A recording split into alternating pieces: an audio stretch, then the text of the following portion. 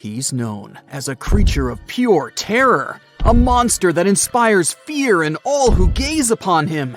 His name is Bigfoot. This hulking beast was said to have shaggy fur covering his massive frame. His eyes were glowing, fiery orbs of orange and red, and his teeth were sharp and jagged like knives. His massive hands had long, sharp claws that seemed to glow with weird energy. His most famous feature? His feet. Massive and heavy, with thick, sturdy toes that seemed to be able to crush anything in their path. Whenever he moved, the ground trembled beneath his weight, and his growls sounded like a volcano was just about to erupt. Sure, we've all heard the stories and seen the movies, but did Bigfoot really exist? Is he still out there, just waiting for people to notice him? Let's look at some of the information we do know for sure. Bigfoot became well known back in 1958 when a man from California named Ray Wallace claimed to have found large footprints near his work area. For years, his kids believed the whole thing was just a prank pulled by their father. People have reported finding many more footprints and a few handprints that were similar, but some of them were left by bears, others were fake, and many others can't be explained to this day. But the legend of Bigfoot predates this event. In 1955, a man named William Rowe said he saw a creature that looked partly human and partly animal while hiking on Mica Mountain in British Columbia.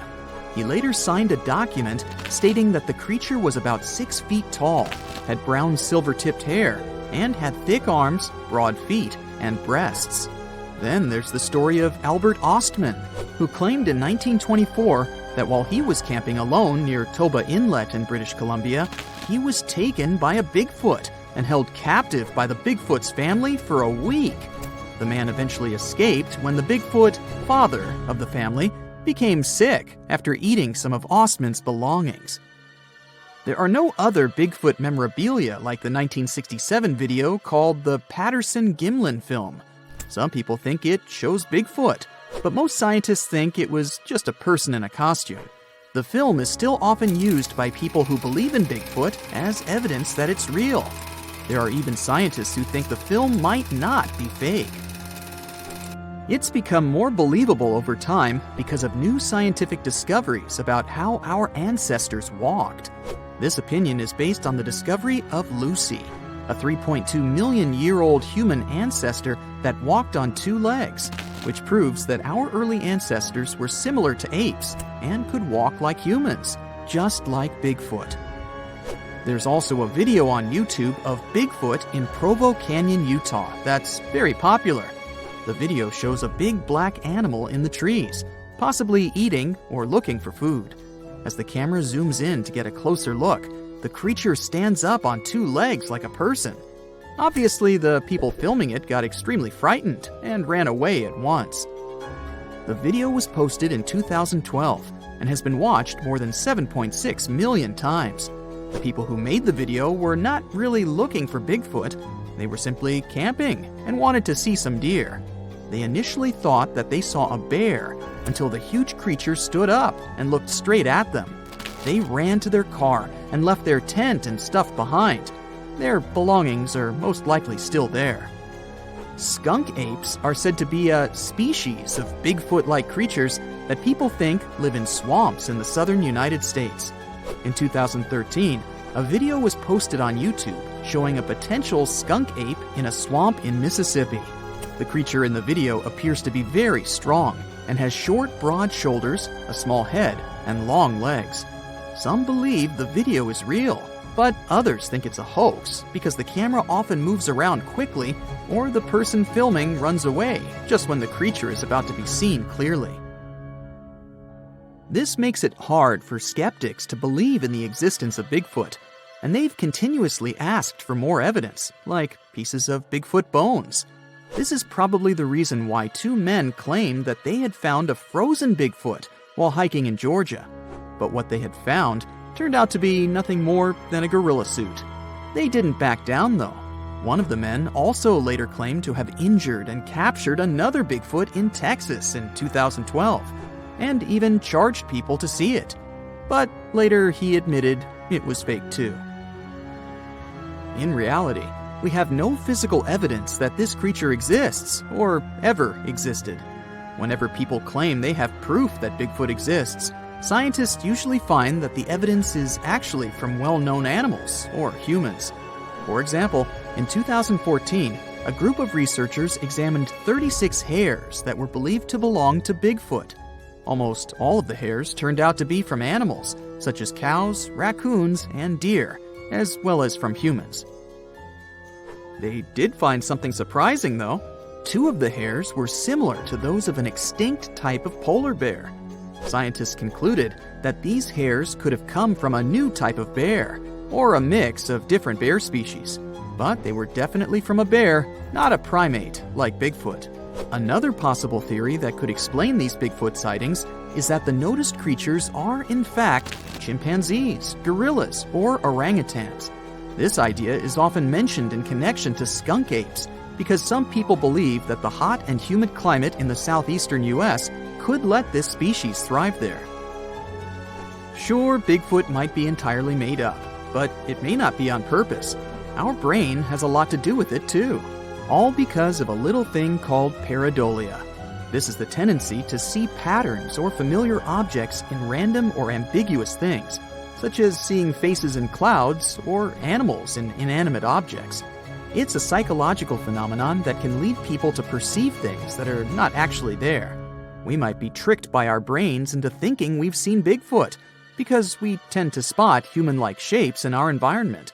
This often happens with blurry photos or videos of the supposed Bigfoot. Other people believe that Bigfoot is a type of ape that used to live in Southeast Asia and is now extinct. These people think that Bigfoot may have come to America by a land bridge that used to connect Siberia and Alaska during the last ice age. However, there's no evidence of this ape in America, and we don't know much about how it moved because scientists only have the fossils of its jaw and teeth to study. Some specialists believe this ape might have walked on 2 legs, but others say it walked on all 4s because it was so big. Some scientists believe that Bigfoot could be an extinct species called Paranthropus, which used to have a skull similar to that of a gorilla. It walked on 2 legs. However, the Paranthropus fossils have only been found in Africa, so there's no reasonable explanation for the Bigfoot sightings in America. Others believe that Bigfoot could be related to the Gigantopithecus, a type of ape that lived millions of years ago. Some people have even suggested that Bigfoot could be the missing link between apes and humans, but this idea is not supported by scientific evidence. There are theories that claim that Bigfoot was actually a Neanderthal. We do know for sure that Neanderthals are extinct because there are no known living individuals of this species. All evidence suggests that Neanderthals became extinct around 40,000 years ago, and there have been no confirmed sightings or discoveries of Neanderthals since then. Also, no remains of these species have ever been found in the Americas. In 1975, in Puerto Rico, a farmer saw most of his goats lying lifeless on the ground. He got closer and saw that the animals were stiff and had 2 puncture marks on their necks. Goats were not the only animals that were hurt. Many pigs, cows, and geese lost their lives too. They all had the same distinctive bite marks on their necks, and all had been drained of their vital fluids. The locals immediately jumped to conclusions and blamed dogs, and the authorities didn't bother to do a better investigation and just said dogs had done it without looking for any proof. A couple of days later, though, many more animals were found deceased. Among them was a cow that had literally been opened, and it had a lot of scratches on its head. The farmer next door reported that his chickens had been destroyed by something. In just a few weeks, the creature took the lives of 90 farm animals. After some time, another farmer said that 10 of his goats had been drained, 7 had been hurt, and 11 were missing. This time, the authorities didn't waste any time and started the monster hunt, but they had no luck finding the culprit. The incident was all over the local newspaper, and the beast was named the Vampire of Maka. The incident caught the attention of the Agricultural Commission, and scientist Juan Rivera was tasked to solve this otherworldly mystery. His first suspect was a Puerto Rican boa. This non-venomous snake can grow to be a little over 6 feet. Still, its diet consists of only small prey. It's also very shy of humans and other animals. It avoids bigger creatures at all costs. You're more likely to see fish climbing trees than this boa taking down a whole cow. Near the crime scene, a large cave was discovered, and we all know that weird creatures like living in dark, cold caves. In the cave, they found some crazy-looking bats. As we've seen in movies, bats can turn into vampires, so they must be the culprit. But no, bats were as innocent as they could be. Their favorite food wasn't cows or goats, it was figs. They were peaceful fruit-eating bats that didn't care about animals. Again, the researcher hit a wall. Suddenly, all the terror stopped in July 1975. It seemed like the creature had vanished into thin air, but not for long. 2 decades later, 62 miles from the previous site, more animals were found. A local vet examined them. He was terrified to discover that every animal had 2 precisely cut holes like he had never seen before. The animals were anemic and looked like they'd passed away recently. By the looks of it, the creature's favorite food was goats, and that's how it got the infamous name we all heard of, chupacabra, which means the goat sucker. Dogs, chickens, rabbits, and other animals were not off the menu. In short time, the chupacabra took 1,000 farm animals. Now, this animal had a name, but people still had zero idea about what the chupacabra looked like, which was terrifying. In Canovanas, Madeline and her mother reported seeing a weird creature that could have been the chupacabra. They said it had been walking on 2 legs like a human and resembled a kangaroo. They mentioned that the monster also had spikes on the back, no ears, large dark eyes, and 2 holes for a nose. It had 2 arms with 3 fingers. The chupacabra seemed to like Madeline's house because her husband and his coworker found it in the garage. They tried to capture it, but didn't succeed. Madeline later drew a detailed sketch of it. Many people saw the sketch and reported seeing a similar creature. They claimed it had strong legs and wings and smelled like sulfur. Take all these descriptions with a grain of salt. If they'd been true, they would have been all over the news. But still, keep in mind these descriptions. They will be important later in the story. In 1976, on some talk show, they talked about the chupacabra, and the show quickly went viral. Soon, people started reporting having seen a similar creature in Florida and Mexico. Many said that the stories were like a unicorn rodeo. They were totally made up. In Mexico, 2 skeptical inquiries, Patricia and Mario, laid traps around those farms where the chupacabra had allegedly been seen. They caught some animals in their traps, but no sign of the goat sucker. They only captured wild dogs. The police stated that the chupacabra was just a wild dog, not a mythical creature. And still, in the next 5 years, there were numerous sightings of the chupacabra worldwide. On the 13th of August of the year 2000, a farmer from Nicaragua found 25 of his sheep and 35 of his neighbor's sheep hurt. So he decided to take the matter into his own hands. One night, he was patiently waiting in the pitch-black night for the creature to appear. Suddenly, from the corner of his eye, he saw something and managed to hit it. The creature passed away. Finally, they had proof that the chupacabra was not just a fairy tale. It was a big thing. Later, the chupacabra was examined by a vet. The vet was shocked because he had no idea what the creature was. Remember Madeline's description? Well, the vet described the animal differently, but his story turned out to be more plausible. This chupacabra had large teeth, giant claws, greenish eyes, bat-like skin, and a crest sticking out of its back. The vet concluded that the animal was some kind of hybrid. They thought it was a cross between a wolf and a crocodile, but it sounds like an exaggeration and is hard to believe. We all know that such a mix is impossible. They did some tests on the body at the university in Nicaragua, and the results didn't quite deliver what they had expected. The animal was a wild dog with mange. Mange is an itchy skin disease that causes dogs to lose their hair. It's also highly contagious. When a dog has mange, their skin becomes scaly and wrinkled. When they returned the body, the farmer noticed it wasn't his chupacabra. 7 years later, another body was found in Texas. Phyllis Cannon returned to her farm and noticed that some of her chickens had passed away. All seemed to be anemic. Later, she saw coyote-looking creatures that didn't have any hair. More of her animals were harmed, so she had to set up cameras on her farm. But unfortunately, like always, she didn't manage to record anything. Surprisingly, she got a call from a local farmer who had found the chupacabra hit by a car. Later, another body was found much closer to her farm. She took some pictures of the animal, and soon, those images were all over the internet.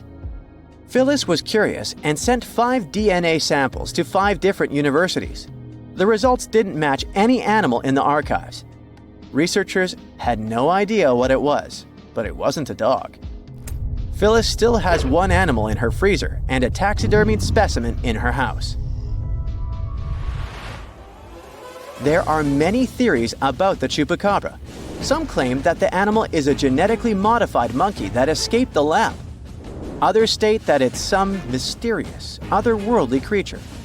The most consistent hypothesis is that the chupacabra is a mix between a Mexican wolf and a coyote with mange. Now, do you remember that Phyllis said that she had sent samples to 5 universities and no match had been found? Well, it turned out she hadn't been telling the truth. At one university, they found that the animal was a mix between a coyote and a Mexican wolf and that it had mange. Animals with mange are weak and will likely try to hunt farm animals to survive. People, when they see something they don't know, tend to exaggerate, which is why all witnesses describe the animal differently. In the middle of a dense, foggy forest, you spot glowing red eyes. Suddenly, a strange clicking sound breaks the silence. It's not just in your head. Stretching over 2,000 miles from Newfoundland to central Alabama, the Appalachian Mountains hide terrifying creatures like Bigfoot and the Wampus cat. You might think they're just myths, but there's actually a chilling explanation behind them. First up, the Mothman. This creature is a superstar in the world of horror stories, but not many people know that its legend actually started in the heart of Appalachia, in Point Pleasant, West Virginia. Back in 1966, 2 couples were driving when they suddenly came across a human-sized moth, about 7 feet tall, with glowing red eyes. They totally freaked out and sped up, but the strange creature flew and chased after the car, making a screeching sound until it finally disappeared. After this encounter, the group told the police that the creature looked like a tall, muscular man with huge, white wings, but they couldn't see its face because of the hypnotic effect of its eyes.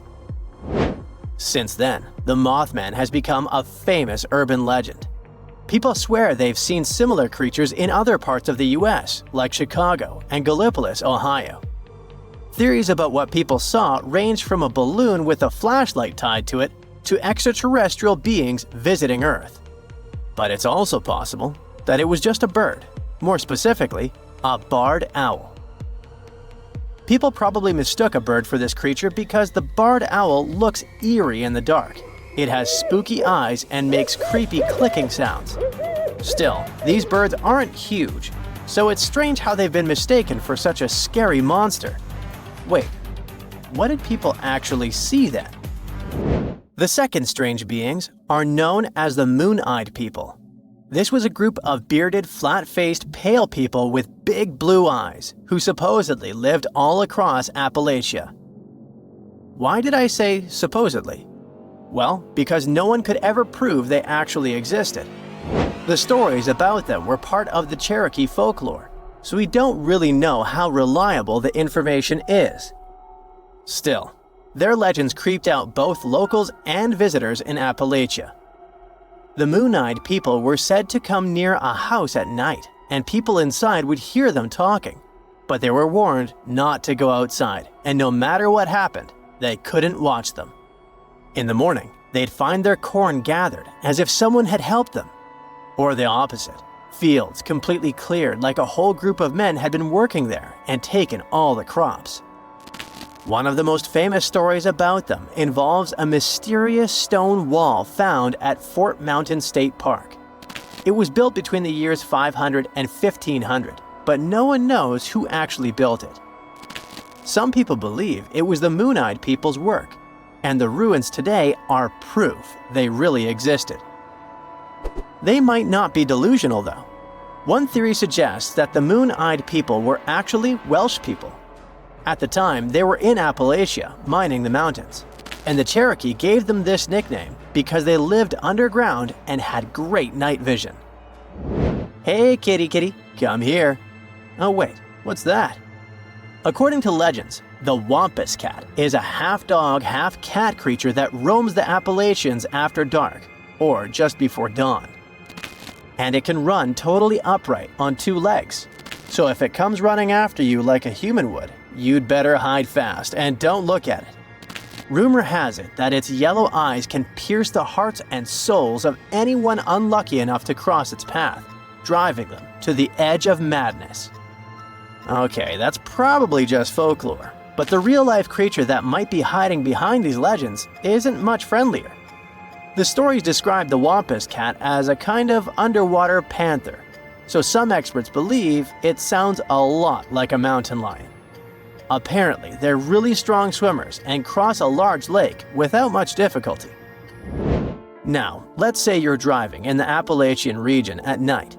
Suddenly, you spot an animal in the middle of the road. You slow down and take a closer look. It looks like a deer, but there's something off. Its eyes are too close together, its head is misshapen, its neck is too long, and its legs move in unnatural ways, almost like a puppet on strings. Oh, and even if you honk, this creature won't move. It's definitely not afraid of you. This is the not deer. Although some people have reported sightings as far away as Texas and even Norway, it's definitely an Appalachian myth. One young woman said she was hiking when she spotted a doe. Suddenly, the animal looked right at her, and she noticed that all of its knees were bent backwards. Any direction a deer's knee is supposed to go, the deer's knees did not. Oh my. Anyway, the internet is flooded with people talking about the not deer and its creepy behavior. But the thing is, we can't find a single photo or video that proves it actually exists. So what could it be? One explanation points to sick animals. There's a neurological condition known as CWD that affects different deer species like elk, moose, and even reindeer. It causes the brains of infected animals to degenerate, leading to loss of body functions and abnormal behavior. Since the symptoms match what some people describe as not deer behavior, it makes sense to think this condition could be behind the strange sightings. The last creature on our list, the one and only Bigfoot. You know, that large, hairy, human-like creature that walks upright and roams the dense forest in the US. In the Appalachian Mountains, there have been Bigfoot sightings from the Adirondacks in New York all the way down to the Blue Ridge Mountains in North Georgia. This bizarre figure has haunted our imagination for decades, but scientists believe it could actually be a humble black bear in disguise. It turns out the American black bear is found in many of the same areas where people claim to have spotted Bigfoot. Studies show that for every 1,000 increase in the bear population, there was a 4% increase in Bigfoot sightings. And there are two main reasons why the American black bear could be the perfect imposter. The first reason, they're big. Adult males can weigh up to 660 pounds and grow up to 6 feet long. The second reason, while we think they primarily walk on 4 legs, they are perfectly capable of standing upright. In fact, not only are they capable, they do it all the time. They stand up to get a better look at something, sniff the air, or just to appear bigger when they feel threatened.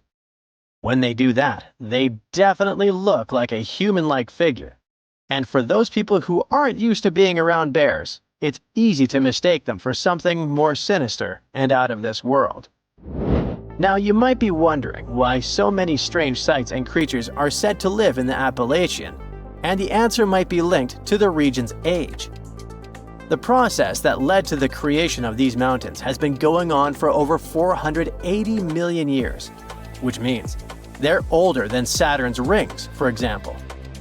Over all this time, the region has gone through some drastic changes in its composition, creating a huge number of ecological niches with varying elevations, slopes, aspects, temperatures, and rainfall. And according to experts, the reason the region is so full of bizarre legends isn't just because the mountains are old, but because they still look old.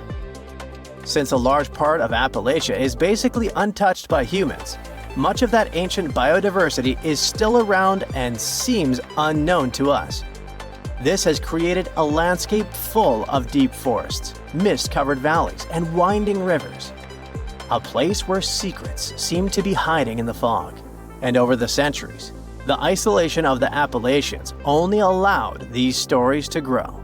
They look like they come from your worst nightmares. There's no evidence they exist, but all the scary stories about them still sometimes sound so real, passed down from generation to generation. Which one is your favorite? The first creature that probably comes to your mind is Bigfoot, a giant creature that reminds you of an ape and allegedly leaves extremely large footprints and other traces that make people in the area of the Pacific Northwest wonder if it's really there. It's so popular, other similar beasts got their own legends too. Like the Mogollon Monster, something people also call the Arizona Bigfoot. Reported along the Mogollon Rim, this mysterious creature is 7 feet tall and has big red eyes. Stories say its body is covered with long reddish-brown or black hair, besides its face, chest, feet, and hands. It mimics coyotes, birds, and other wildlife, emitting strange whistle sounds at the same time. The creature tends to explore campsites when it gets dark. It builds nests out of twigs, pine needles, and leaves.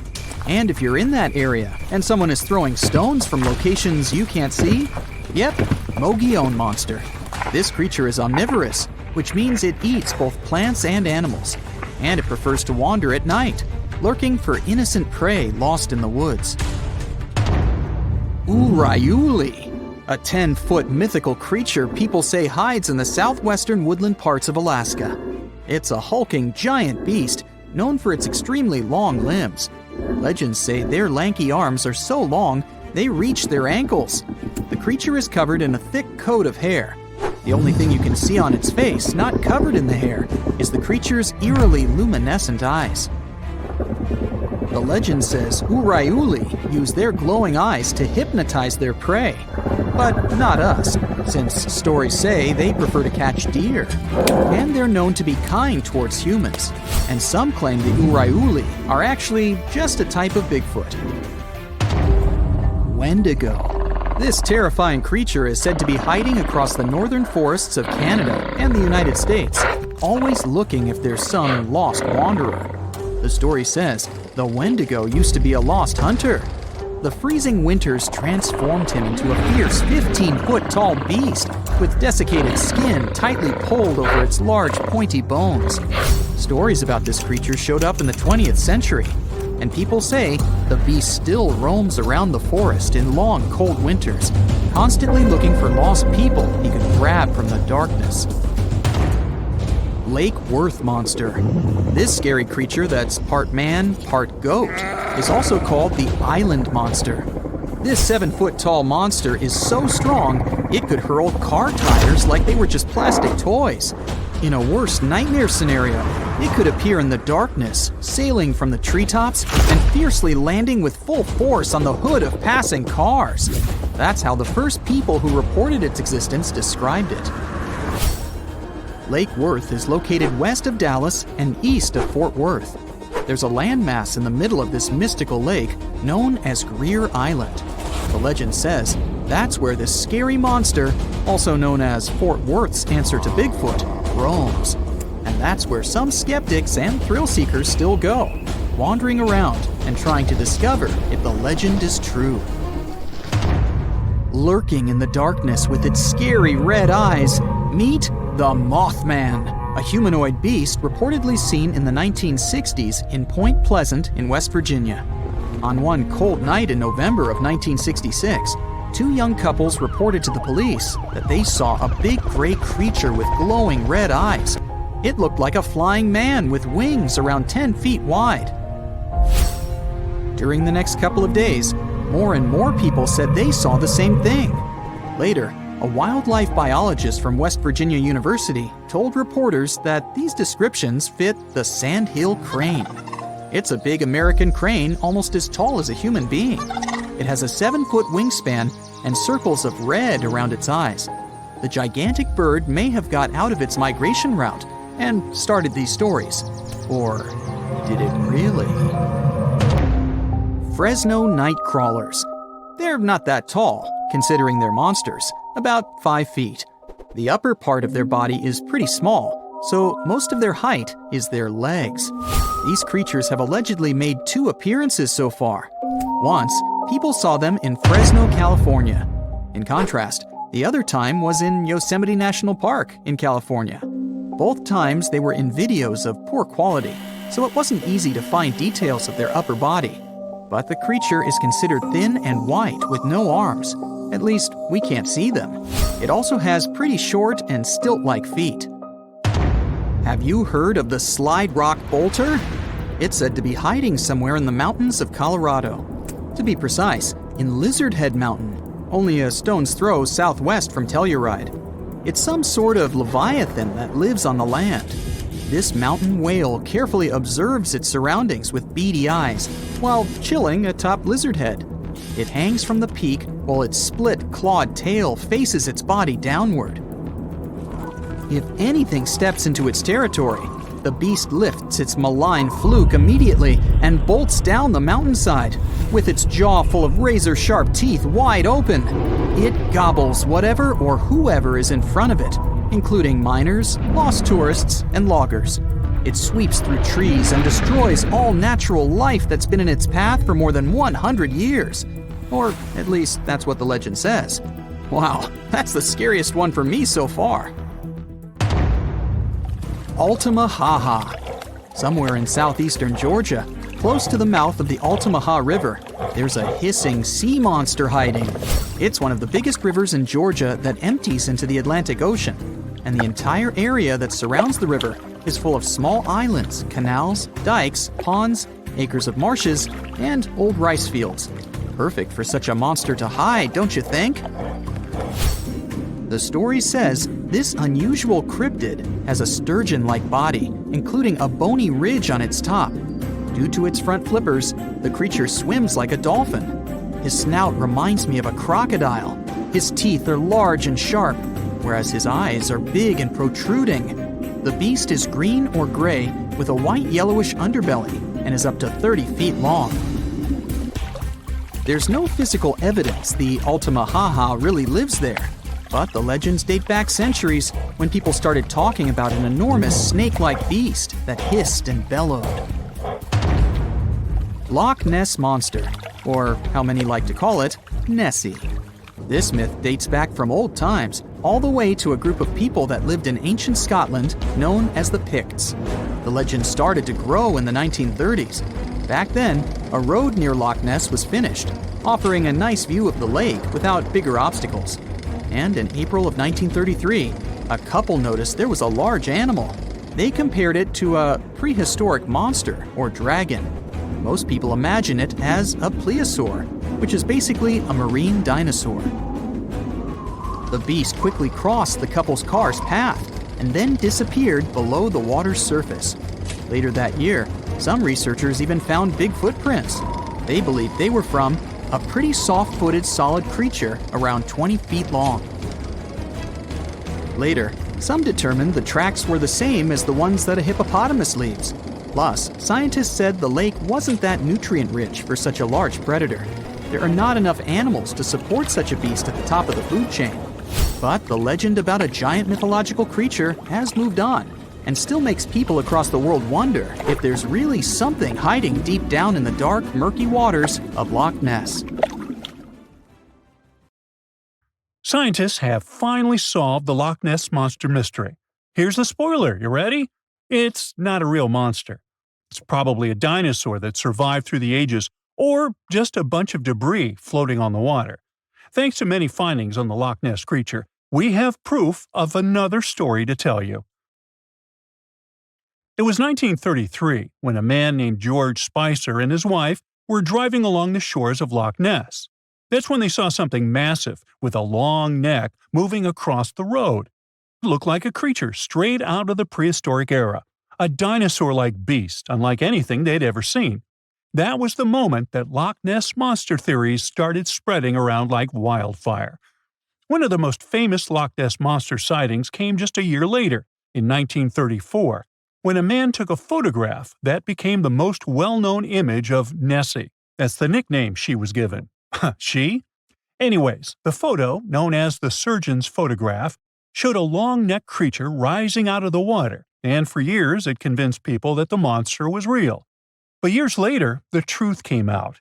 One of the men who helped take the photo confessed it was all a hoax. The photo had been staged after all. When the photo was published, it had been significantly cropped. This made the animal in the picture look much bigger than in real life, fueling the theories that the Loch Ness Monster did in fact exist. In the 1960s, one of the first big scientific attempts to investigate the mystery of the Loch Ness Monster happened. A research team took sonar equipment to the lake and spent hours scanning the waters in search of evidence of large creatures. What they found was puzzling. They recorded several objects moving deep in the loch, or lake, with no clear explanation as to what it was. Though the team didn't manage to capture anything definitive, this sighting helped fuel the belief that there was indeed something massive living in Loch Ness. After that, research about the mystery of the Loch Ness Monster kept popping up. In 1972, with the help of underwater photography, some researchers managed to capture strange images, which got people's hopes up for a minute. But the truth is, this early research about the Loch Ness Monster was far from conclusive. Now, of course, not everyone bought into the mystical, magical theories about the Loch Ness Monster. Theory 1, from a professor of zoology at Oxford University, has made it clear that the monster is a biological impossibility. Hey, my pediatrician said that about me, too. Meanwhile, he says that no skeletal remains have ever been found in the region. Plus, no fishermen have ever caught anything resembling the creature in their fishing nets. For him, this works as proof that it simply can't be real. When it comes to the famous photos of the Loch Ness Monster as evidence, well, that's pretty simple. The professor offers a more down-to-earth explanation. He argues that these images are either showing floating debris or birds, like cormorants, which have long necks and often appear to be low in the water.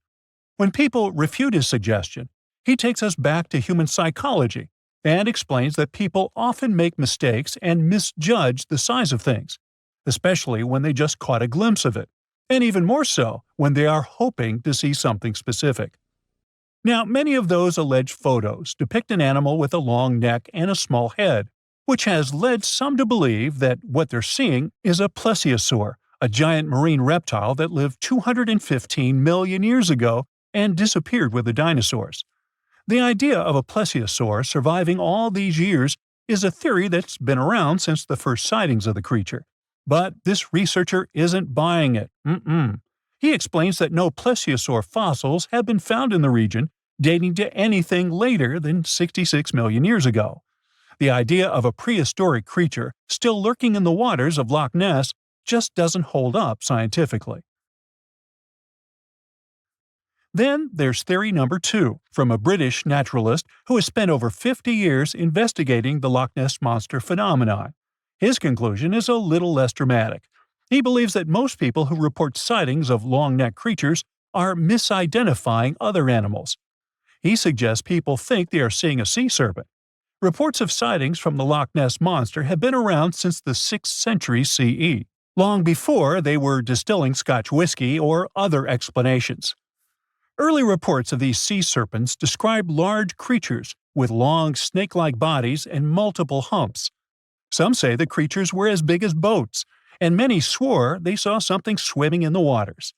Many of these early sea serpent sightings may have been misunderstandings or exaggerations of normal animals in the loch, like large fish or even swimming birds. They could have been large eels, which are known to live in Loch Ness. These eels, especially when they're moving, might have given the impression of a long, undulating creature in the water. People who saw these eels from a distance, particularly in low light or misty conditions, might have mistaken them for something much more mysterious. Theory number 3 says something else. Nessie is just a series of standing waves. These happen when two boat wakes move in opposite directions, creating a big hump in the water that could look like a creature from a distance. Loch Ness enthusiasts even showed how it works, with footage from Fort Augustus, where a river meets Loch Ness. These enthusiasts had big plans to use drones with infrared cameras and special underwater microphones to search the loch. Now, Loch Ness is massive, stretching around 23 miles long and more than 700 feet deep. So, they thought they needed drones and infrared cameras to put an end to this discussion. But despite everything, they haven't found Nessie. But it's not only the Loch Ness Monster that lacks scientific explanation. There have also been scores of sightings of Yetis and Sasquatches that no one can really explain. Folks have made movies, dreaming of finding the truth about these creatures. But, according to recent research and evidence, it looks unlikely that we'll ever find definitive evidence of their existence. Science says they can explain Sasquatch sightings, and this is how. Biologists who study wildlife using camera traps, which are set up in remote areas to capture images of passing animals, have long attempted to find elusive species. These cameras detect movement and snap pictures, providing invaluable data on the biodiversity of different ecosystems. As camera traps collect more photos over time, the number of species recorded grows. However, after a while, the number plateaus, suggesting that no new species are being detected. While it's impossible to claim 100% certainty, researchers say that after significant camera deployment, it's safe to say the likelihood of discovering new species, especially large ones like Bigfoot or the Yeti, drops significantly. Camera trap studies have been running for years in regions where these creatures are rumored to live, but so far, no conclusive evidence has surfaced. Instead, the supposed proof of Bigfoot or the Yeti often comes from blurry photos or shaky videos taken by individuals who claim to have encountered them. The scientific understanding of biology also makes the existence of Bigfoot highly unlikely. Often described as a great ape, Bigfoot would have had to evolve in North America. However, great apes evolved in Africa, and the only great ape to make it to the Americas is Homo sapiens, whose ancestors crossed the Bering Strait only about 16,000 years ago. This is far too short a time for a new species like Bigfoot to have evolved.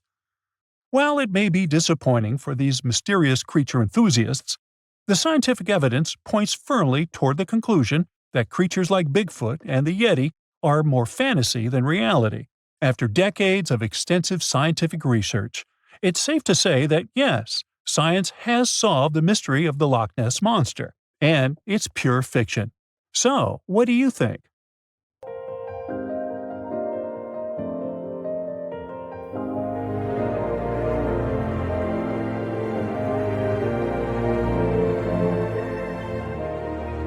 Welcome to Nome, a small town located in the south of Seward Peninsula on the west coast of Alaska.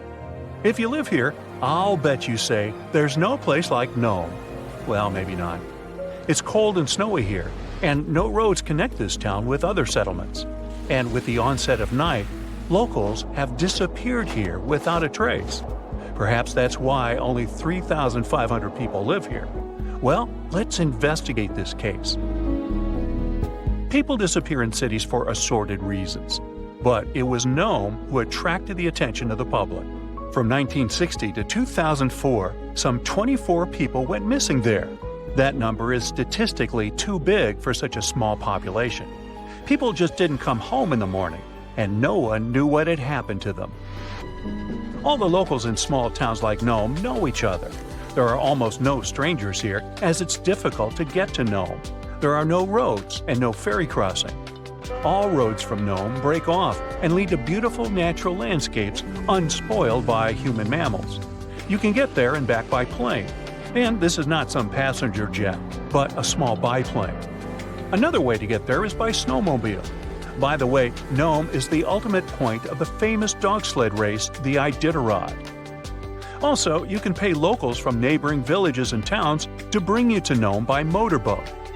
But despite this, the town has become quite famous. The frequent disappearance of people finally got needed attention. The whole world found out about Nome, and in 2009, Hollywood even made a movie about it. For a long time, no one could solve the mystery. The police had no clues, no witnesses, nothing. There are long, cold nights here in winter, and the air becomes so cold that a glass of water freezes in minutes. Snow can fall constantly. Therefore, if someone leaves the town at night, snow will sweep all traces away by the morning. Of course, people began to come up with their own theories.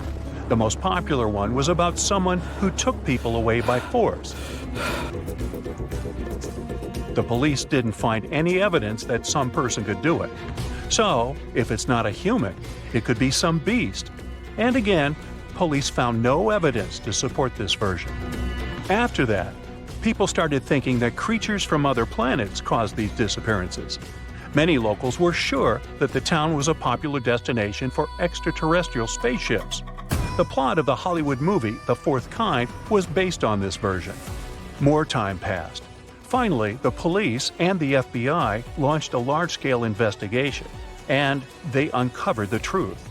They realized that the stories about missing people were exaggerated.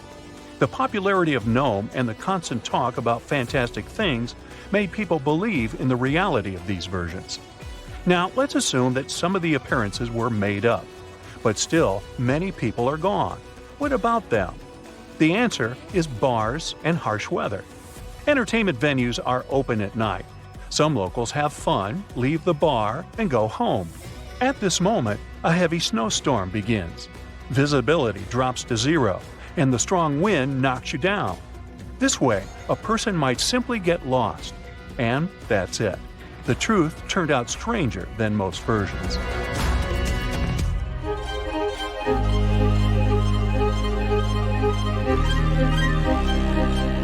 The Bermuda Triangle is a big area in the Atlantic Ocean, so the disappearance of ships and planes there seems not so surprising. But it's much creepier when it happens on a lake. Let's visit the Lake Michigan Triangle. It's located between Michigan and Wisconsin. For a couple of centuries, terrible things have been happening here. People put the same legends around this place as around the Bermuda Triangle. They reported unexplained phenomena and saw flying objects above the lake's surface. Some believe that the triangle is a time portal.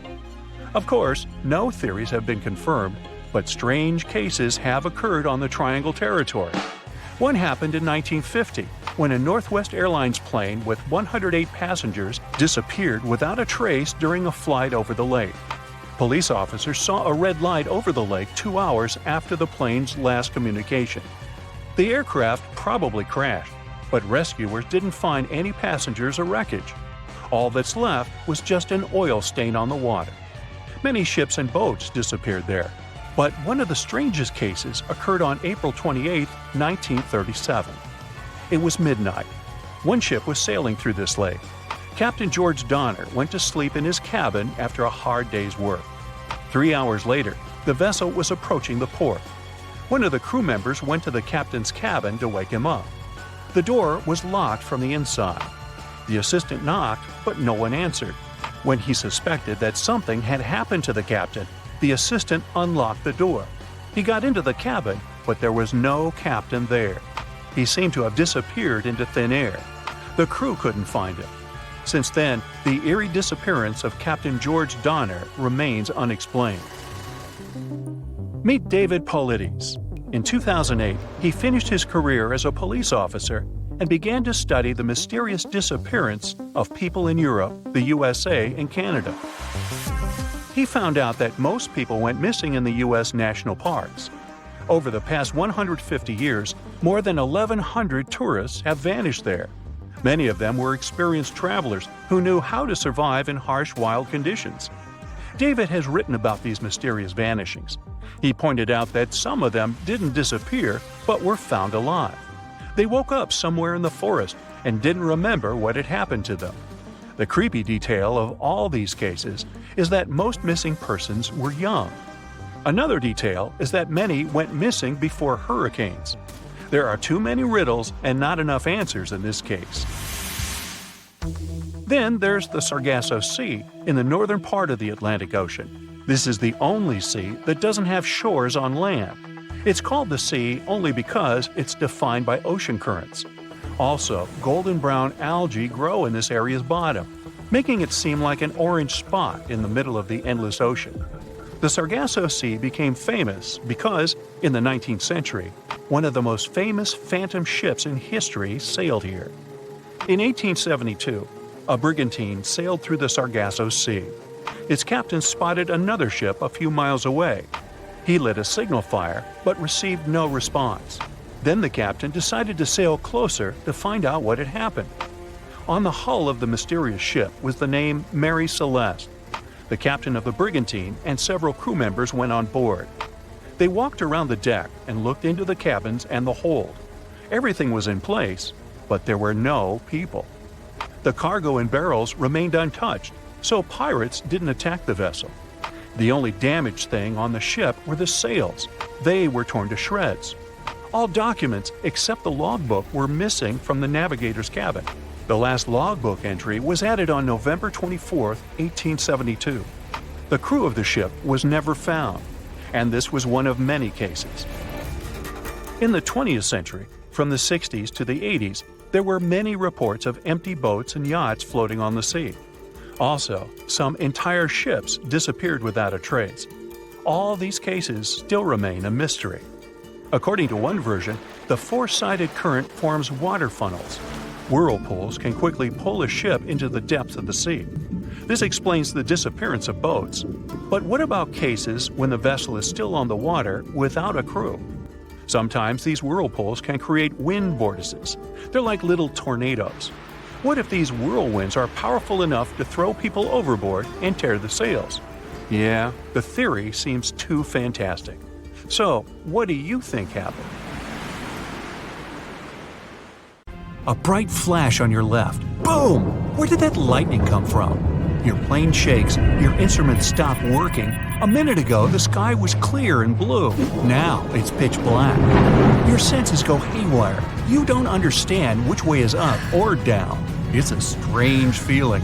You're beyond time and space. Lightning flashes from all directions. Clouds envelop your plane and swirl it into a vortex.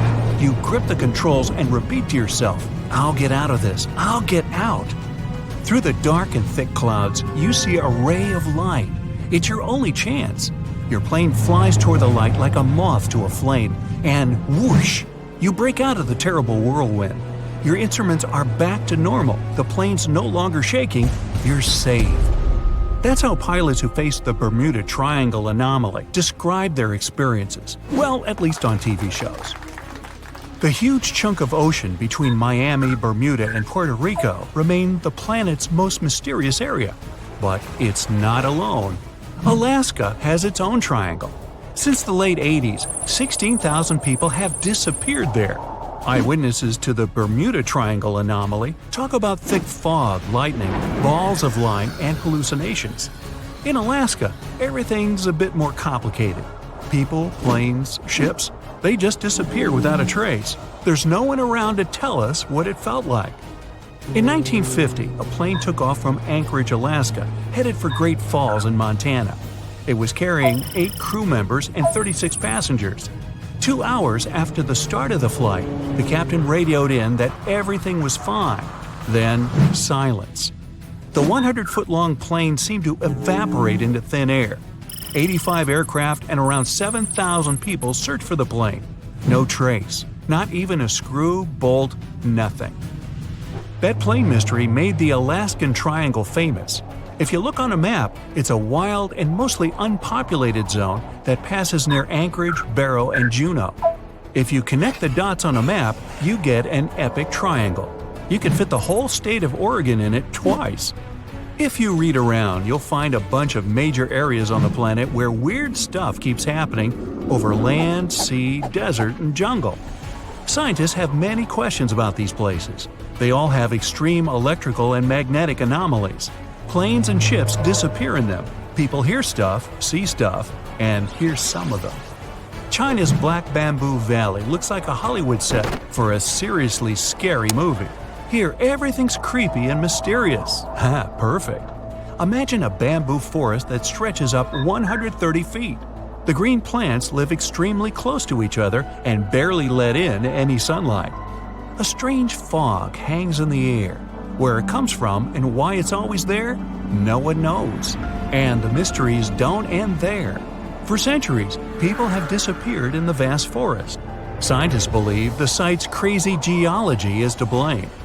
Cracks can suddenly appear in the ground big enough to fall into. There are sharp changes in weather, and maybe even poisonous steam. Certain trees give it off when they fall to the ground. There's a long road through Ladakh in India. It's called the Magnetic Road. It slopes upwards and seems to violate the laws of gravity. Here's what happens. You drive to the foot of the hill, turn off the engine, and get out of the car. The car starts rolling uphill up to 12 miles per hour. Why does it happen? Theory 1. The hill has an incredibly strong magnetic pull, and it attracts cars once they get too close. The Indian Air Force supposedly avoids flying over it to avoid any interference with their equipment. Version 2.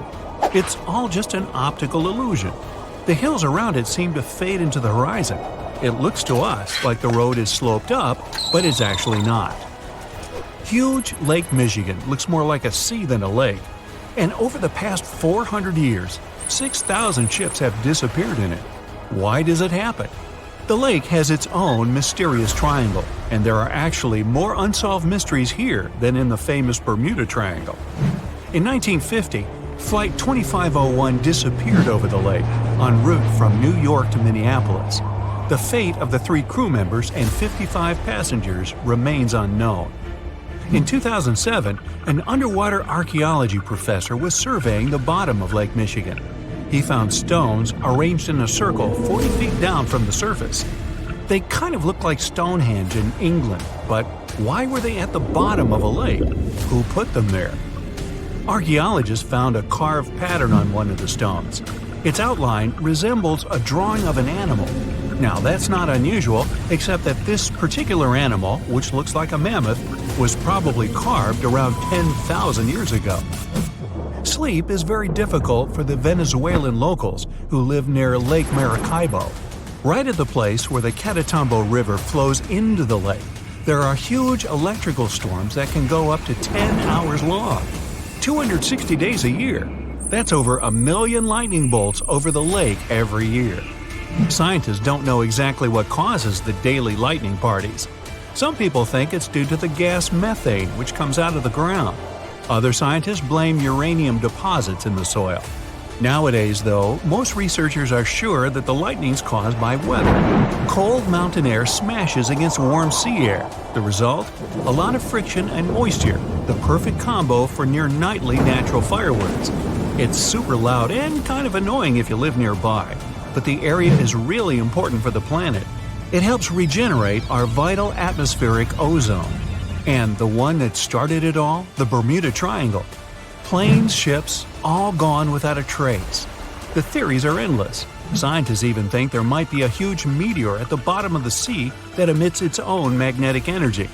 It might have confused the navigation equipment on all those unlucky carriers. And it's been going on for a while. Researchers think that it was causing trouble even way back in Columbus's time. As far as Alaska's concerned, magnetic anomalies are a dime a dozen. Around here, your compass might be off by 5, 30, or even 60 degrees. But equipment malfunction isn't really enough to explain the disappearance of so many aircraft and people in this absolutely massive state. Alaska is wild. High mountains, never-ending forests, snow in the winter, and some serious heat in the summer. There are 3 million lakes, 12,000 rivers, and around 100,000 glaciers. There's only one person per square mile. California has over 250. You could walk for days, weeks, even months without seeing anyone, except maybe a bear or two. And the days and nights can be really confusing this far north. Tourists from all over the world dream of coming to Alaska to see the planet as it was before. No concrete jungle, no endless roads, warehouses, and cornfields. But this isn't just a beautiful place. It's also an incredibly dangerous place. You can get lost in the forest, run out of food, get soaked to the bone, lose your compass or GPS. In the harsh conditions of Alaska, danger's always just around the corner. Most vacationers just aren't prepared for that. 80% of the state's communities aren't connected to the road system. Back in the Wild West, horses carried people, products, and information. In Alaska, it's all about planes. Alaska has 9,000 aircraft and 8,000 pilots, and counting. That's more than 1 out of every 100 Alaskans. Sudden weather changes, frequent and wild rain, snowstorms, and fog. Not a great recipe for a smooth flight. The wings on Alaskan plains can get covered with ice. The fog can hide the snowy mountaintops, and strong gusts of wind can knock a tiny plane way off course. That's what those pilots have to deal with every time they take off. So, that plane that disappeared? Investigators believe that the Douglas C-54 Skymaster disappeared due to bad weather, and any debris was covered with snow or fell into a lake. 5% of Alaska is covered in glaciers, and there are loads of cracks in them, some big enough to fit a person, a few people, or even a whole airplane. If you were in Kuala Lumpur this August, you might have seen something out of a disaster movie. A group of divers, fully suited up, preparing to dive into the asphalt. But this wasn't fiction. It was a real-life rescue mission for a woman swallowed by a sinkhole right in the middle of the city. She was walking down the street when a 26-foot-wide hole opened beneath her feet. The entire city of Kuala Lumpur was shocked by what happened.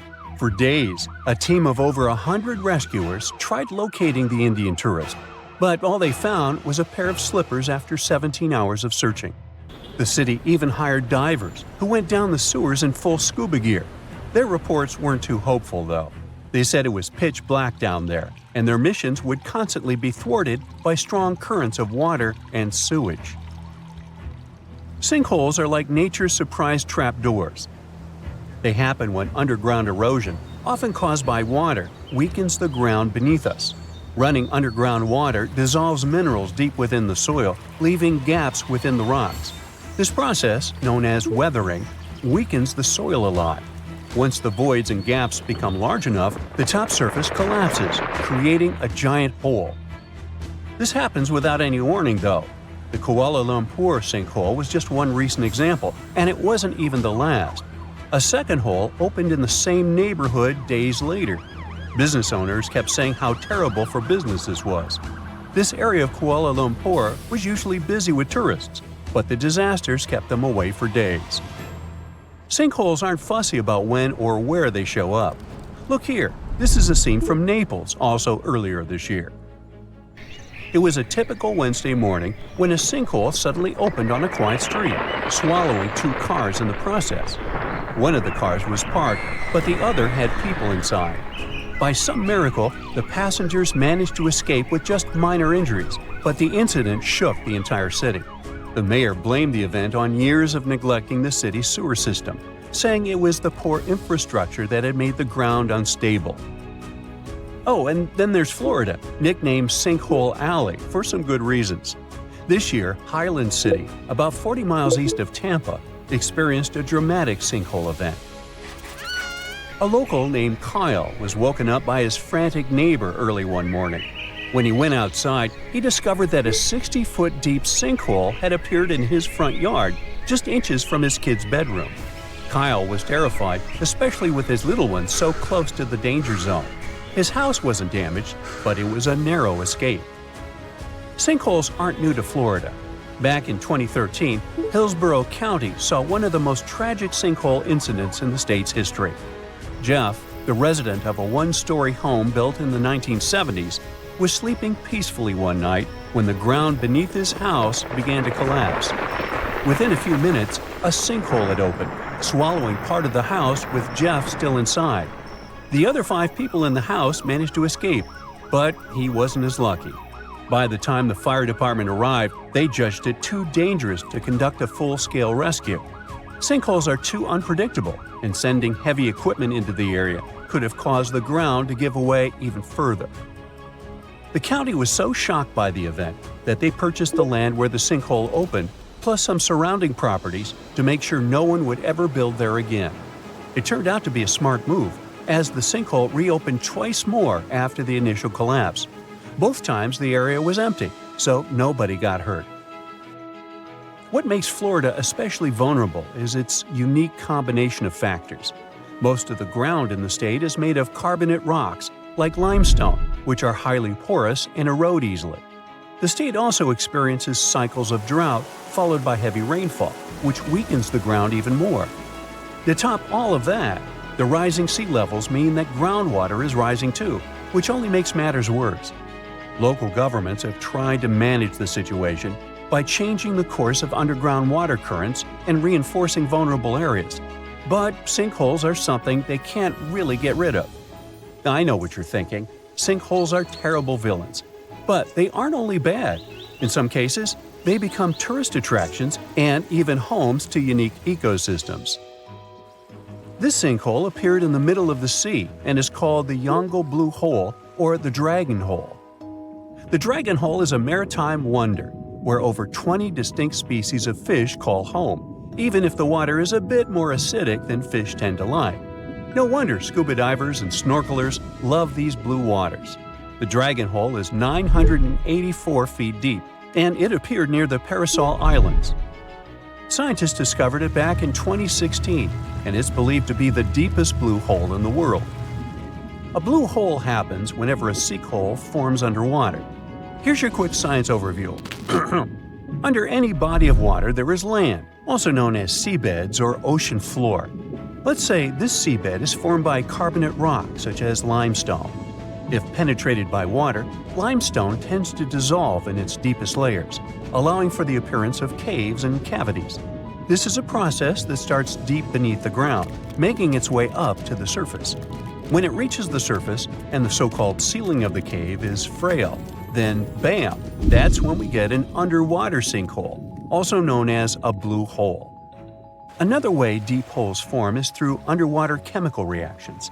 When the fresh water from deep beneath the soil meets the salt water from the oceans, this can cause chemical reactions. These reactions produce weak acids that eat the bedrocks and create these huge underwater caves. The Dragon Hole is so deep that scientists think it was formed through a different type of process. They speculate that it was either due to tectonic activity or some other unknown geological event. There are a few other blue holes in the world, such as the Dean's Blue Hole, located in the Bahamas, or the Great Blue Hole in Belize. This last one is an extremely popular diving destination, where tourists get to explore this 480-foot deep sinkhole. But wait until you see this wild sinkhole in Brazil. Meet the Hole of Macaws, one of the biggest island sinkholes in South America. This hole is 328 feet deep, and it's also the result of limestone erosion. Its name already gives away its current function. It serves as a home to thousands of macaws from varied species. You'll see the red and blue-winged macaws flying abundantly around here. It was formed around 300 million years ago, and it's a natural reserve nowadays. The rocky walls of the sinkhole turned out to be a great shelter for the macaws. All day long, these birds fly from left to right, always accompanied by their significant other. In case you didn't know, macaws are truly monogamous, and, oh, how romantic! There are an estimated 60 couples of macaws occupying this sinkhole at the moment. One of the most fascinating sinkholes you'll find is the Bima sinkhole in Oman.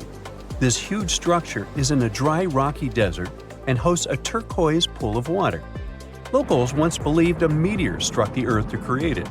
This old legend ended up giving the hole its name, which translates to falling star in English. But it turned out that it formed naturally when the limestone below eroded away over time. This huge sinkhole is about 135 feet wide and 65 feet deep. The turquoise water is a combination of both fresh groundwater and salty seawater. And since it's so stunning, it was turned into a park. People come from all over the world to take in this surreal view. What do Paris Hilton and Chris Hemsworth have in common? Well, apparently, they both want to bring animals back to life. But we're not talking about making your favorite pet live forever. Nope. These celebs are actually helping a science company bring back animals that no longer exist, like the mammoth, the Tasmanian tiger, and even the iconic dodo. If everything goes according to plan, these fascinating creatures could be walking among us again by 2028. This groundbreaking effort is led by a company called Colossal Biosciences. At this very moment, they're working on a way to revive the core genes of animals that disappeared from Earth ages ago. The idea is to replicate those genes using DNA from a close, living relative. If that's all Greek to you, don't worry. We'll break it down a bit later.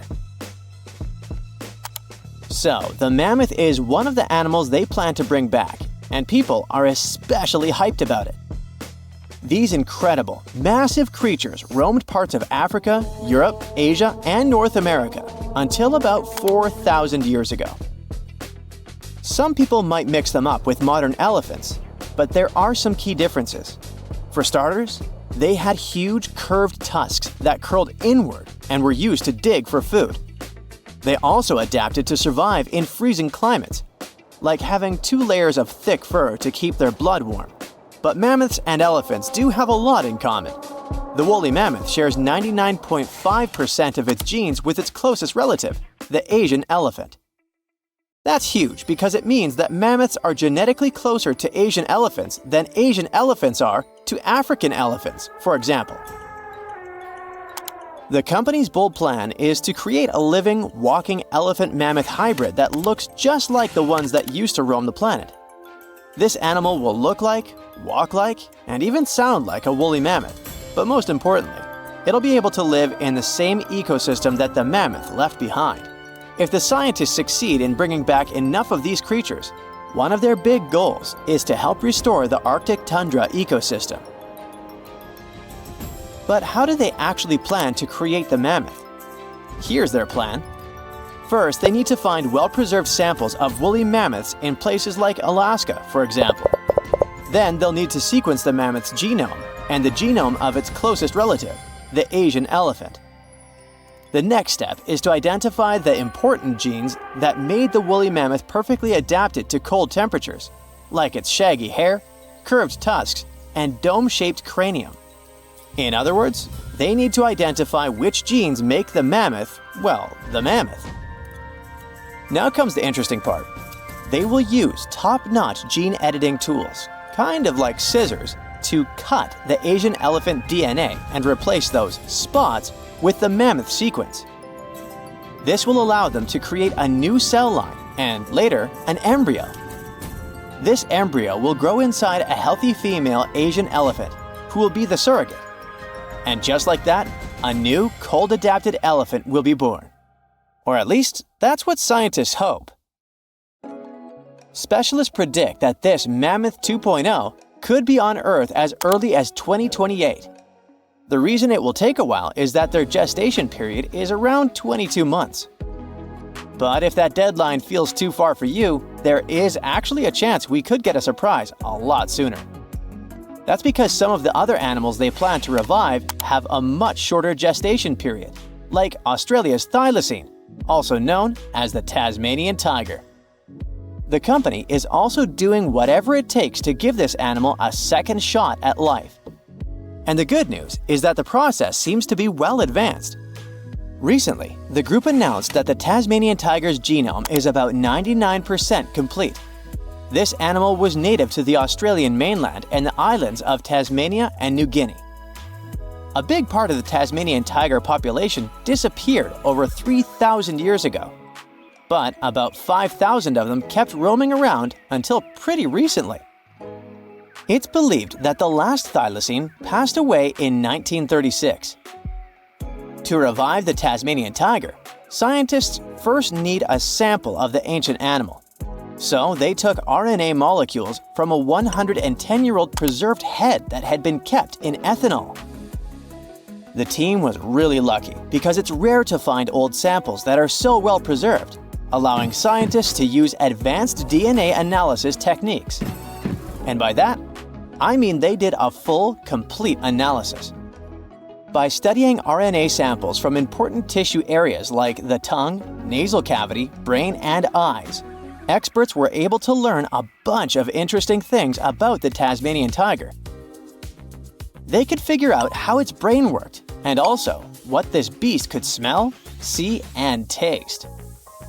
By the way, these semi-nocturnal animals had a special appetite for small rodents, lizards, and birds. After finding the perfect sample, the process of reviving it will be pretty much the same as with the mammoth, but with an elephant as a DNA donor, of course. In the case of the Tasmanian tiger, its closest living relative is a small marsupial called the fat-tailed dunnart. Even though this animal is small, it is a ferocious carnivore. So experts believe the whole DNA editing process will work just fine with its sequence. Their goal is to turn a fat-tailed dunnart cell into a thylacine cell.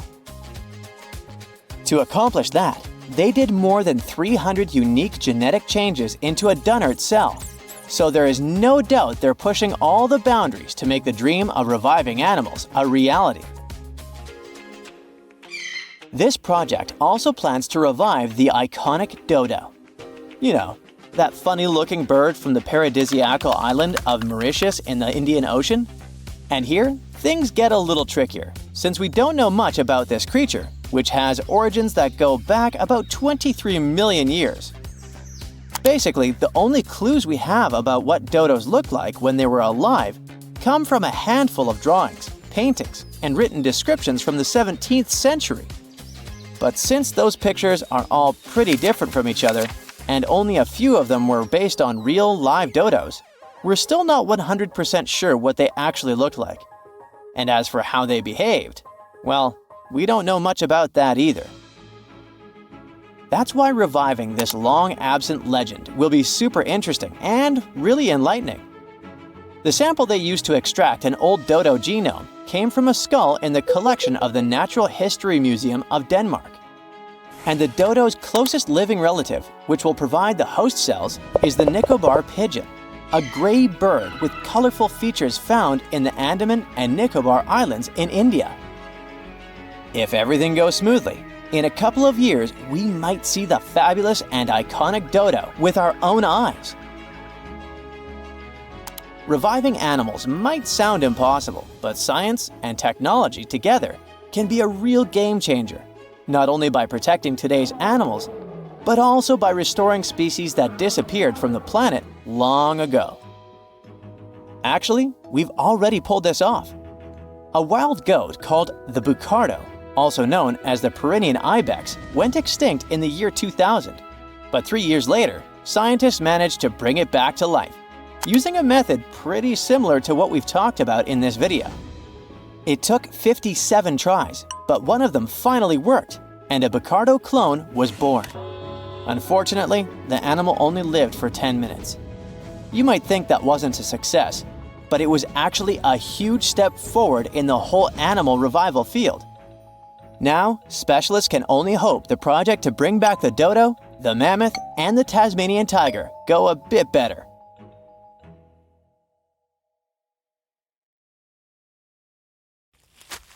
Psst, run! Really, it's not safe out there. There's a saber-toothed tiger lurking around. You better be careful.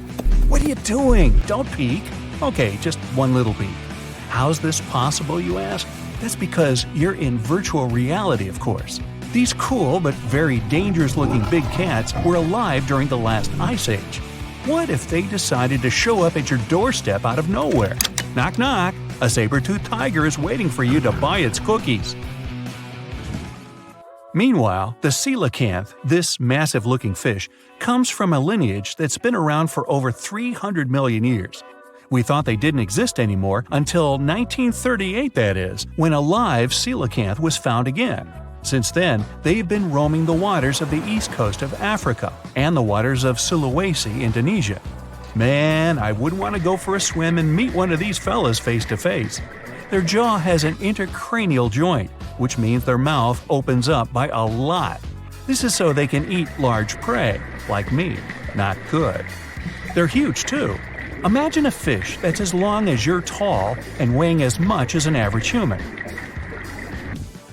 The takahe, a flightless bird, was thought to be gone in the year 1898.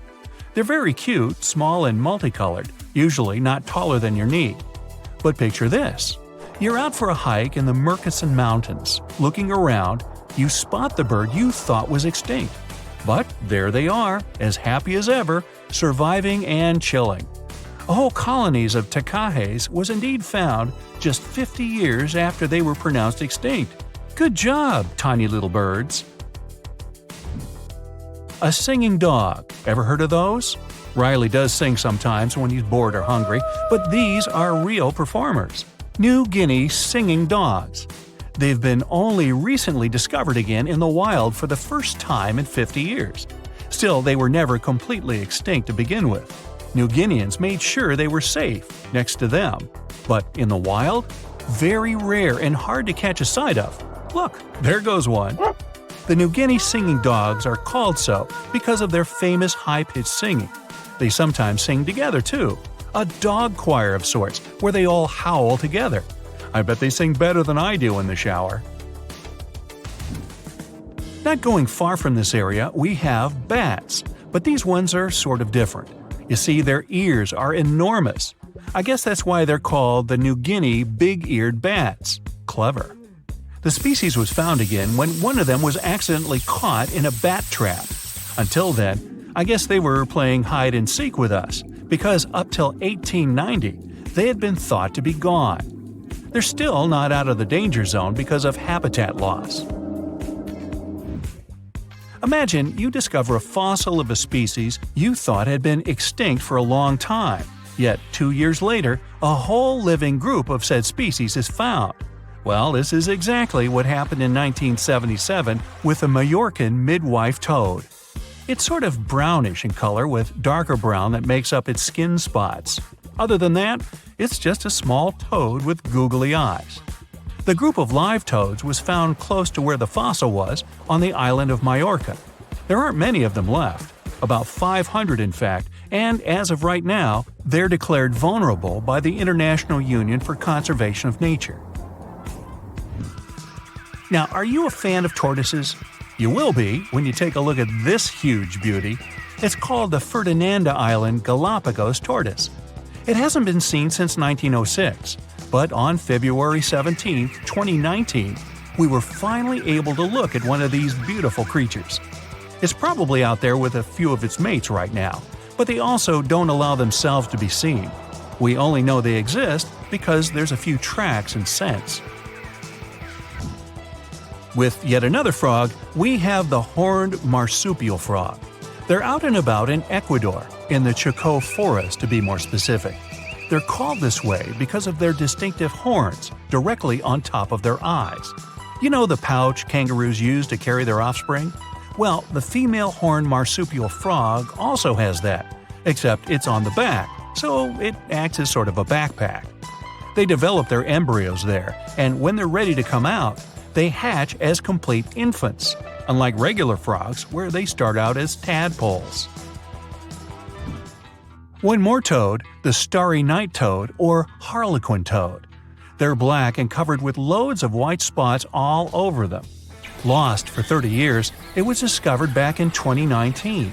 Picture them as big bodyguards, water bodyguards to be exact. Oh, that's a very big toad on your screen. Well, for the Arhuaco people, that's exactly what they are, guardians of water. They also have their own name for them, Guna. Sounds like a cheese. When scientists found them yet again, they came across 30 of these little creatures, but initially, they were expecting only one. Well, what a nice surprise. Here's a tiger for you, although it doesn't quite look like your typical tiger. It's called the Tasmanian tiger, and it seemingly disappeared since 1936. But then, out of nowhere, people started seeing them out there in the wild just 5 years ago in 2016. They sort of resemble dogs more than tigers, or a fox maybe. Just take a look at its muzzle. Maybe even a mix of both. Then a few others started popping up too. And if you happen to think you're seeing one right in front of you, but you're not quite sure, check if they've got stripes on their back. They're definitely out there, but still technically marked as extinct by the IUCN. Okay, picture a horse that looks straight out of a movie scene. Tiny, gorgeous fur, very well behaved. It's tiny, but it's not a pony. It's a Caspian horse. They have an interesting backstory to them. They were discovered by Louise Leyland, who got married to an aristocrat in 1957. Having moved to Tehran, Iran, she didn't quite like how the horses behaved there, so she took matters into her own hands. She took a few people with her, and off they went to the Caspian Sea mountain. And in there, they found 3 of these beautiful tiny little horses. Now, that's how the story goes. Coming up next, a possum that was found in an unexpected place. Guess where? You have 3 options to pick from: hiding in a ski resort, in the Australian outback, or in someone's apartment in the bathroom. Which one do you choose? You have 3 seconds. The right answer is a ski resort. Yes, this possum is called the mountain pygmy possum, and it's originating from Australia. So far, there are 3 different living populations of this tiny possum, but it was believed to be extinct until just 1966. There are fewer than 100 of them, so the IUCN has marked them as critically endangered. Also from Australia is the night parrot, an absolute delight to birdwatchers. Very beautiful, yet mysterious. These little fellas live in very remote areas. You can probably count on the fingers of your hand how many times these birds have been seen since they were found again in 1979. That's how rare they are. Have you ever seen a pygmy tarsier? Neither have I. It was only in 2008 that 3 of them were caught. Scientists don't really want to lose track of their movements again, so what they did was gift them with tiny little collars. This way they can live their life as happy as ever and will know they're safe. The last one I want to tell you about is the tree lobster, but as the name might mistakenly tell you, they're not really lobsters. They're just big black bugs with huge legs. Their extinction story is a sad one. In 1920, a cargo ship got stuck on Lord Howe Island, and it had rats aboard. These rats fled the ship and ran straight to land. Even though tree lobsters are bigger than most insects, they're still relatively small compared to rats. The poor things never stood a chance. Still, in 2004, life shone again for these distinct critters. A pair of Australian scientists were out and about on the island and came across 24 of them. All of them were living beneath one single shrub. Hey, if there's enough space for everyone, it's not small, it's cozy. Bottom line, it's better to be distinct than extinct. Don't you agree? Currently, there are approximately 20 billion animals inhabiting our world. If everything were ideal, we would have 5 billion more animals on Earth. But many species have gone extinct, and around 44,000 species are currently endangered. The largest, most recent mass extinction event in history occurred during the dinosaur era, leading to the eradication of 75% of species on Earth. The Tulachi wallaby is a long-lost relative of today's kangaroo, but they had a hidden superpower, night vision. That's why they were mostly active at night.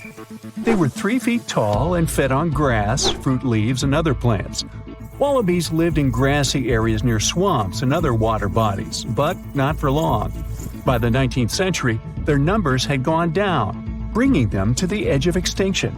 Only 14 wallabies had been left in the wild by 1920. A rescue mission was launched. They tried to capture the last 14 animals to protect them. But the situation got out of control and 10 wallabies lost their lives. The 4 remaining ones were transferred to a special facility, and in 1935, the last animal passed away. Only one picture of the Tallahatchie wallaby is left now. There were reports of the animal's sightings after that, but no proof was shown, and the creature was officially declared extinct in the 70s.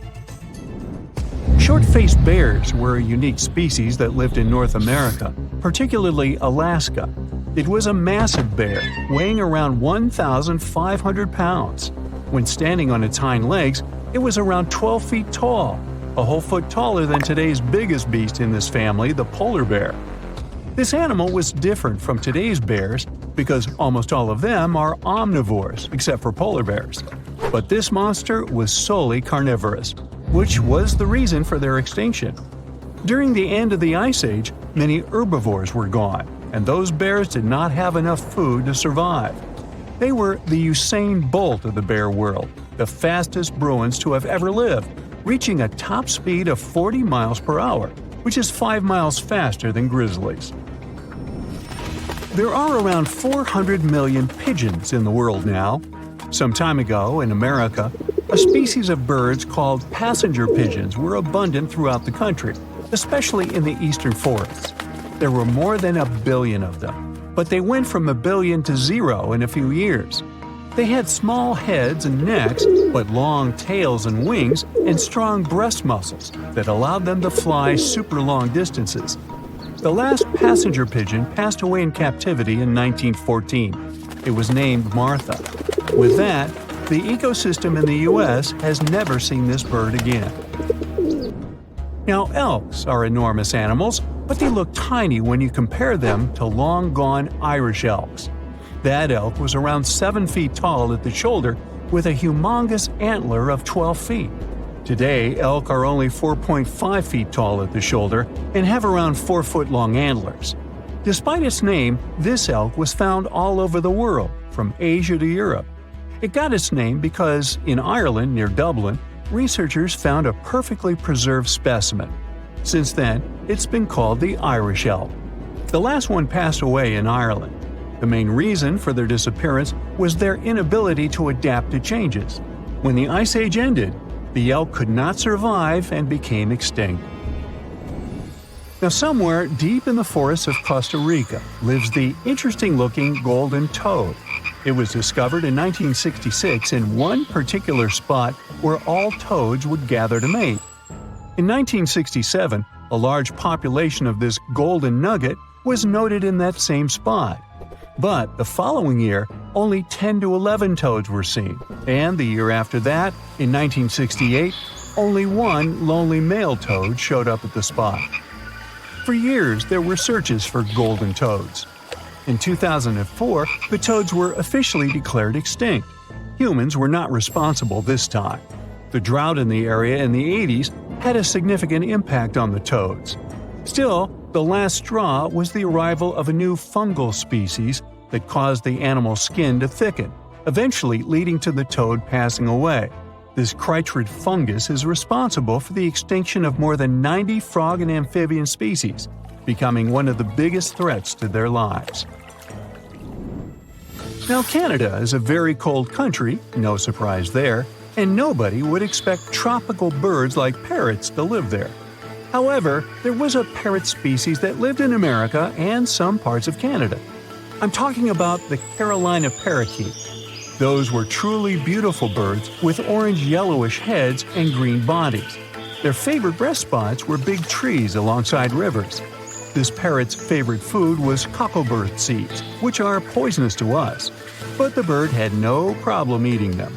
Also, they used the dangerous cockleburs as a defense mechanism.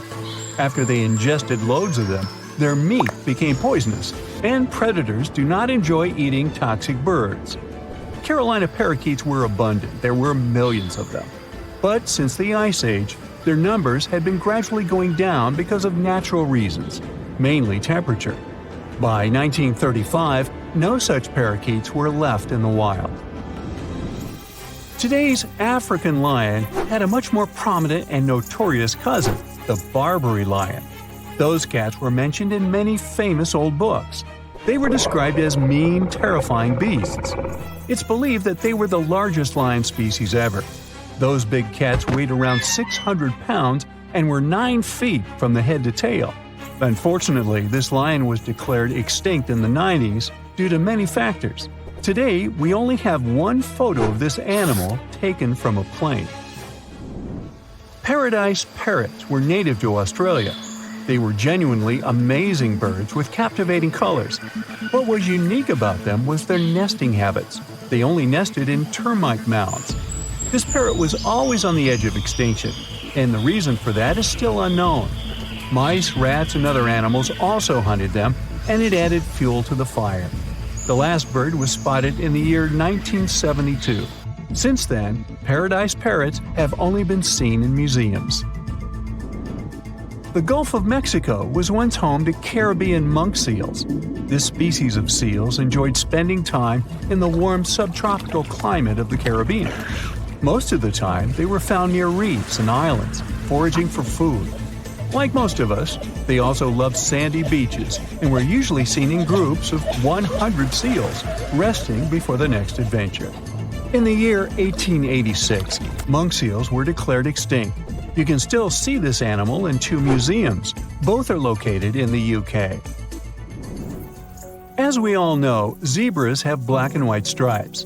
But once, a zebra species had only half the body covered with brown and white stripes. The rest was just brown, and the belly was white. It was called the quagga. They lived in the southern part of Africa in grass fields and wet pastures, like today's zebras, and ate grass and other plants. The last quagga perished in 1888, but not all hope is lost. Today, extensive research is being done to bring this animal back into the wild. Australia is home to many outlandish animals, but the craziest ones are probably gastric brooding frogs. This species is not like your ordinary frog that lays eggs. They hatch their young inside their stomach and give birth by vomiting around 25 fully formed young frogs. Sometimes their stomach becomes so bloated that they have to breathe through their skin. 2 species of this frog were discovered in the northern and southern parts of Australia in the 1970s by Mike Taylor. A decade after their discovery, both species are gone. The main reason for their extinction is the chytrid fungus. Luckily for them, they're also part of a de-extinction program that's putting serious efforts into bringing them back into the wild. Why can't mermaids be real? Well, firstly, they would freeze and struggle to survive in the frigid ocean waters. Brrr! You know, those skinny Disney types would turn into icicles. The truth is, the human body isn't built for prolonged aquatic adventures. I mean, come on, who wants to hang out in bone-chilling depths? Sure, there are warmer spots near the ocean surface, but if mermaids wanted to set up shop at the bottom of the deep blue, things would get frosty real quick. Water temperature drops like a pop balloon the deeper you go. So what would a cold-resistant mermaid look like? Hairy and big. Imagine a super fuzzy aquatic mammal or an extra plump mermaid rocking the underwater fashion scene. Not exactly the image we had in mind, huh? Secondly, they just can't cherry-pick body parts like in a mythical buffet. Mammals and fish play by different rules. Fish don't have the warm-blooded hairy vibes that define mammals like us. It's like trying to merge a human with a fish. Evolutionarily speaking, that's a big no-no. Our human lineage and the fish clan took different paths long ago. They're distant relatives, like that cousin you see at family reunions and awkwardly wave at from a distance. And don't even get me started on digestive dilemmas. Fish and mammals have completely different plumbing systems. When you imagine a mermaid with a mix of mammalian digestive powers and fishy hindquarters, well, things just don't add up. Let's dive deeper and separate fact from fishy fiction. If mermaids needed to swim up to the surface for a gulp of fresh air, they'd require a blowhole instead of a regular nose and mouth. You know, just like our crocodile friends with their handy nostrils. Breathing underwater ain't no easy feat, my friends. Now, if mermaids were all about that aquatic life, they'd either need gills that they curiously lack, or another clever way to supply themselves with oxygen. Marine mammals have evolved anatomies that allow them to survive those lengthy oceanic excursions. Human divers, on the other hand, have their lungs shrunk in size when they go deeper due to the pressure. Some whale species have special rib cages to to protect their lungs during such moments. Plus, they've got that fancy myoglobin stuff in their muscles and blood, which loves to cozy up with oxygen. Mermaids would need something similar in their toolkits. Now, let's not forget about those gangly human arms and fingers that serve us so well on land. Hello, pizza time! Sadly, in the water realm, they're not ideal.